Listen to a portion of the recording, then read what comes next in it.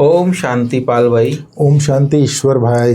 पाल भाई, आज की ज्ञान चर्चा में जी खास परमात्मा ने दो बातें समझाई है। एक कांटा और फूल। फूल है, खुशबू देता है, सुख देता है, सुकून देता है और खुशी देता है, लेकिन कांटा हमेशा दुख देता है।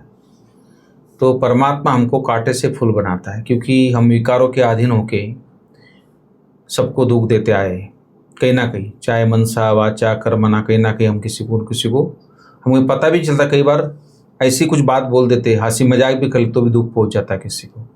तो किसी को दुख नहीं देना है, क्योंकि परमात्मा खुशबूदार फूलों की दुनिया बनाता है, जो देवता जिसको कहते हैं खुशबूदार फूल, जिनमें 16 कला संपूर्ण मर्यादा पुरुषोत्तम सुख ही सुख है सतयुग में। तो ऐसी दुनिया में जाना है। तो ऐसी दुनिया में जाने के लिए हमको खुशबूदार फूल बनना है। तो परमात्मा की याद के बिना नहीं बन सकते। उस अलमाइटी अथॉरिटी को याद करेंगे, परमात्मा शिव को, तो हमारे अंदर धीरे धीरे दैवी गुण आएंगे और हम धीरे धीरे खुशबूदार फूल बन जाएंगे। आसुरी गुण निकल के हम खुशबूदार फूल बन जाएंगे। तो इसीलिए हमेशा याद की यात्रा में मेहनत तो है, लेकिन ये आवश्यक भी है। आत्मा समझ के परमात्मा को याद करना बहुत अति आवश्यक है।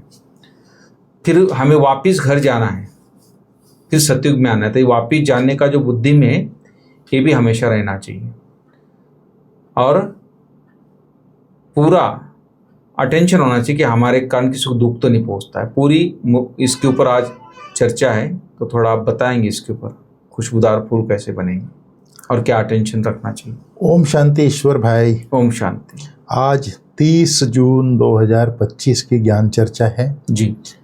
जैसे परमात्मा पिता आज जो शिक्षा दे रहे हैं जी, परमात्मा पिता कहते हैं बाप आए हैं तुम्हें ज्ञान से शुद्ध खुशबूदार फूल बनाने। जी। तुम्हें कांटा नहीं बनना है, कांटों को इस सभा में नहीं लाना है। नहीं लाना। जैसे कि प्रैक्टिकल में हम लोग देखते हैं, जी, गुलाब का फूल है। जैसे गुलाब का तना होता है, उसमें कांटा भी होता है, फूल भी होता है। जी। तो जो व्यक्ति माली होता है वो फूल को निकाल देता है, कांटा को छोड़ देता है। जी। है एक ही तना में।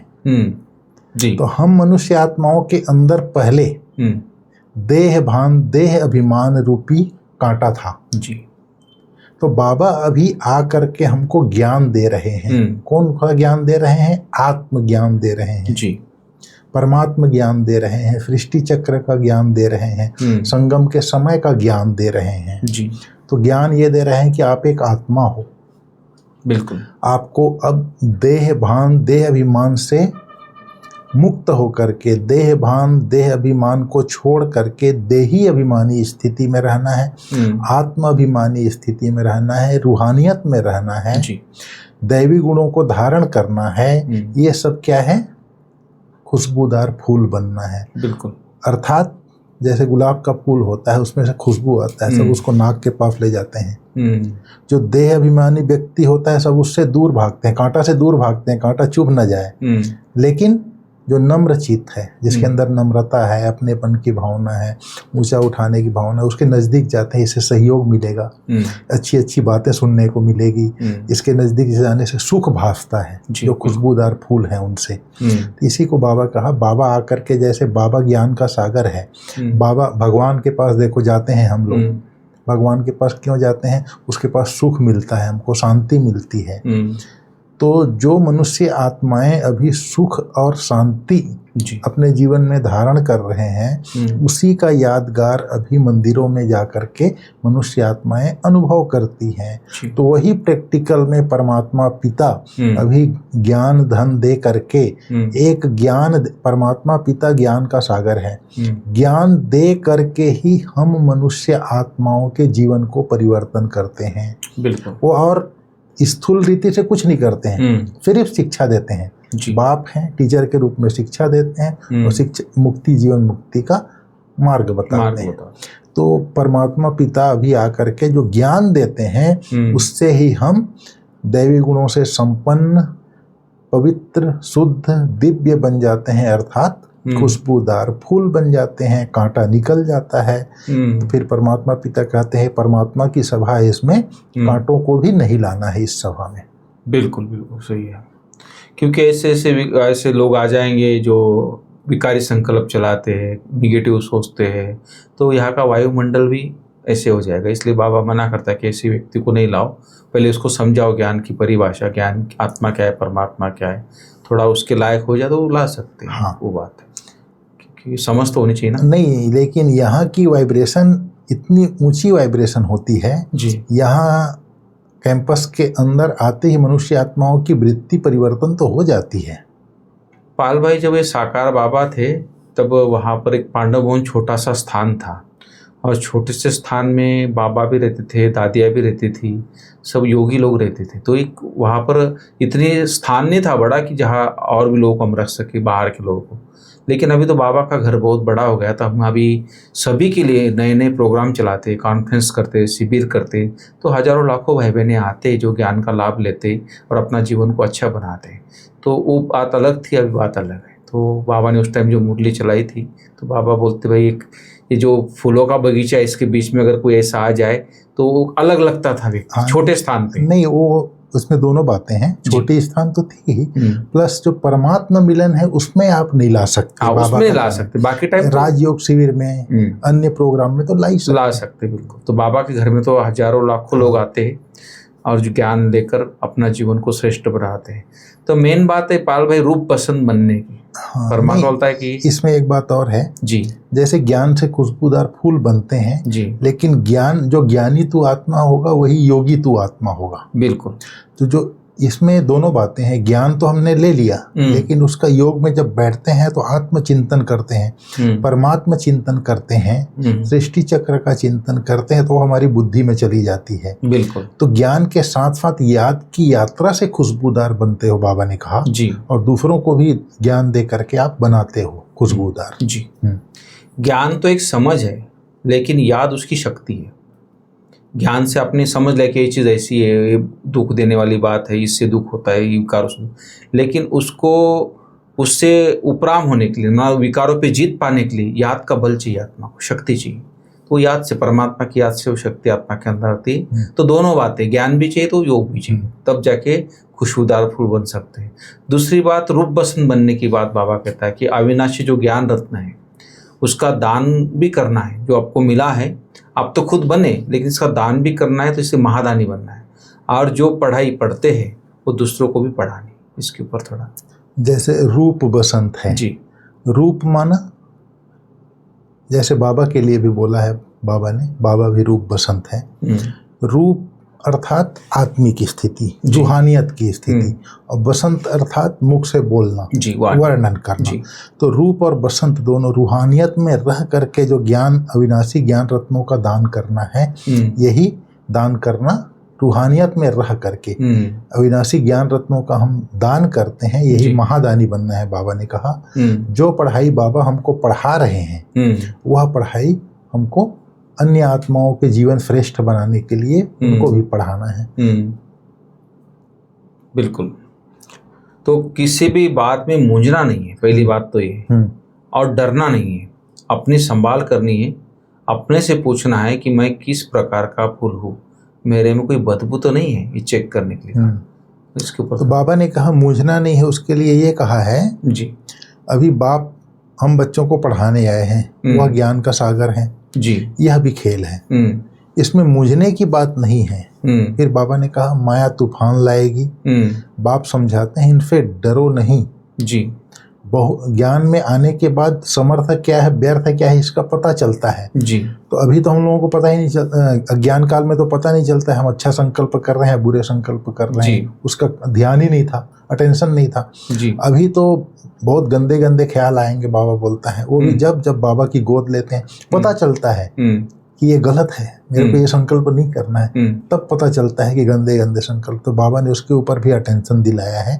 जब बाबा के बनते हैं तब अगर बुरे संकल्प आते हैं, पहले तो अटेंशन नहीं था, अटेंशन होता है तो उससे हमको किनारे करना है, बाबा ने कहा। तो ये सारा चीज जो है, सारा मदार याद की यात्रा पर है। याद की यात्रा में रहने से ही खुशी का पारा चढ़ा रहेगा। जो जितना जितना याद का मेहनत करते हैं उतनी खुशी आएगी। हर एक अपने अपने आप को जानते हैं कि हम कहाँ तक खुशबूदार फूल बने हैं, कितना खुशबूदार बर्फीन औरों को बनाते हैं।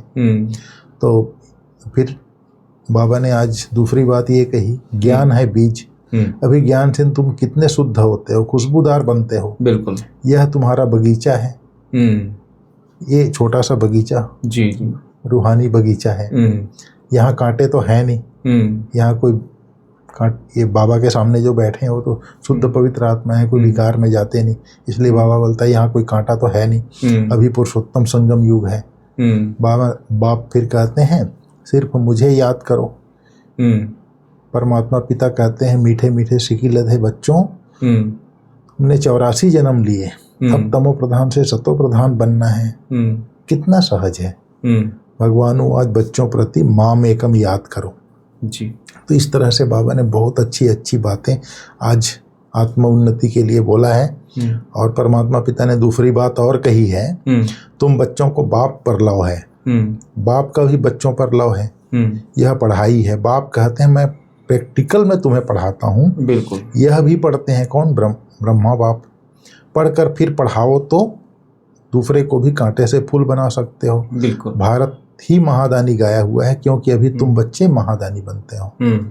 अविनाशी ज्ञान रत्नों का तुम दान करते हो। बाबा ने समझाया है आत्मा ही महादानी बनती है, क्योंकि रूप बसंत आत्मा ही बनती है। बिल्कुल, बाबा भी रूप है, बसंत है, उसमें भी सारा ज्ञान है जी। फिर बाबा कितना कमाल करते हैं। मनुष्य को देवता रंग से राव बना देते हैं। अभी बेहद के बाप से तुम सौदा लेते हो और कहते हो बाबा हमको रंग से राव बना दो। अभी बाप हम बच्चों को पढ़ाने आए हैं, वही ज्ञान का सागर है। तो इस तरह से बाबा ने आज कहा संगम युग के समय पर ही बाप आते हैं, आकर के पढ़ाते हैं। जी जी, बिल्कुल पाल भाई, बहुत अच्छी बात ये सारी आपने बताई है, आज की जो भी मुख्य बातें थी। लेकिन खास जो बाप की गोद की जो बात थी ना, बाप की जो गोद लेते हैं, तो इस समय परमात्मा इस संसार में जब आता है वो सभी आत्माओं का पिता है, सबको चांस देता है सतयुग में नया जीवन सतयुग में जाने के लिए, दैवी जीवन बनाने के लिए। लेकिन कुछ आत्माएं अपना पुरुषार्थ करके उच्च पद पा लेती है, लेकिन कोई कमज़ोर भी रह जाती है। तो वहाँ तो राजधानी स्थापन, प्रजा भी चाहिए, राज्य भी चाहिए, सब दास दासी भी चाहिए, सब लोग चाहिए।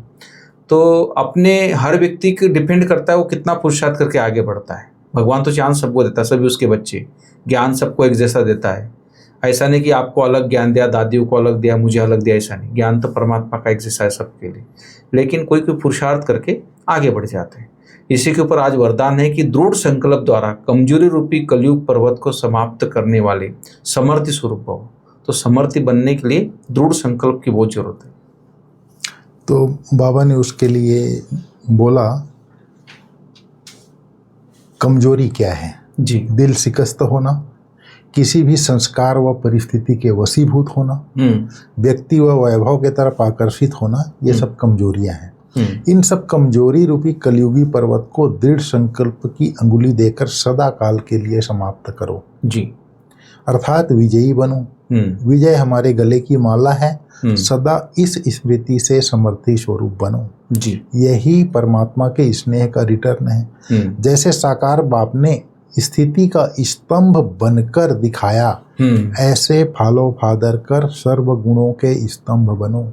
साकार बाप ने स्थिति का स्तंभ बनकर दिखाया, ऐसे फालो फादर कर सर्व गुणों के स्तंभ बनो। तो एक तो बाबा जो है एक बल एक भरोसा था, पर शिव बाप के सहारे था। शरीर भी मेरा नहीं है, शरीर भी मैं निमित्त मात्र संभाल रहा हूँ। मेन चीज़ क्या है पाल भाई, हर कोई ज्ञान सुन के पुरुषार्थ तो करता है, लेकिन कहीं ना कहीं जैसे बाबा ने संडे की मुरली जो चलती है व्यक्त, उसमें पुराने संस्कार उसका समाप्ति करो, पुराने संस्कारों। तो अंदर में जो पुराने संस्कार पड़े हो, संस्कार और परिस्थिति दो चीज़ है, कहीं ना कहीं उसके वशीभूत हो जाते और न चाहते वो कर्म कर लेते। अंदर ज्ञान है फिर भी कर रहे, तो उसका फिर पश्चाताप बहुत होता है, बुद्धि लाख हो जाती है। बुद्धि लाख हो जाती है, फिर बहुत पश्चाताप होता है। हाँ। तो इन सब चीज़ों से बचने के लिए जो ब्रह्मा बाप ने किया ना, दृढ़ता अंदर बहुत आवश्यकता है। इसलिए आज के वरदान, तो ब्रह्मा बाप का वही बताया, ब्रह्मा बाप कैसे स्तंभ बना जी। एक बल एक भरोसा, कैसी भी परिस्थिति आई जी, शिव बाबा बैठा है। बस शरीर नहाता भी था, बोलते शिव की पिंडी में जल चढ़ा रहा हूँ। बिल्कुल। ये तन भी तेरा, तन भी मैं तो संभाल रहा हूँ, ये सब परमात्मा ने मुझे निमित्त बनाया है शरीर को संभालने के। तो ये स्थिति थी। तो इसमें जैसे दिल शिकस्त होना कमजोरी है, दिल शिकस्त होना अर्थात जैसे हार्ट फेल होना, जैसे स्थूल शरीर का हार्ट फेल होता है तो रक्त प्रवाह बंद हो जाता है। तो ऐसी आत्मा का दिल कौन सा है? बुद्धि है। बुद्धि चलना बंद हो जाता है, बुद्धि लाख हो जाती है, मतलब समझ खत्म हो जाती है, महसूसता शक्ति खत्म हो जाती है।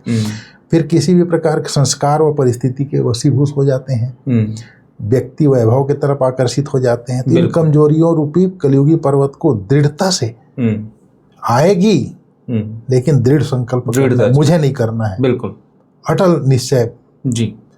और आप ऐसे करते करते कुछ दिन करोगे ना तो आपको विजय प्राप्त करो उस चीज पे, बिल्कुल वो आएगी नहीं फिर आपके पास, बिल्कुल विजय प्राप्त हो जाएगा। हाँ, तो ये जो है परीक्षा तो आती है, दृढ़ संकल्प करेंगे, सदा काल के लिए समाप्त करेंगे तो विजयी बन जाएंगे। बिल्कुल। फिर विजय हमारे गले की माला है, इस स्मृति से समर्थी बन जाएंगे। बिल्कुल।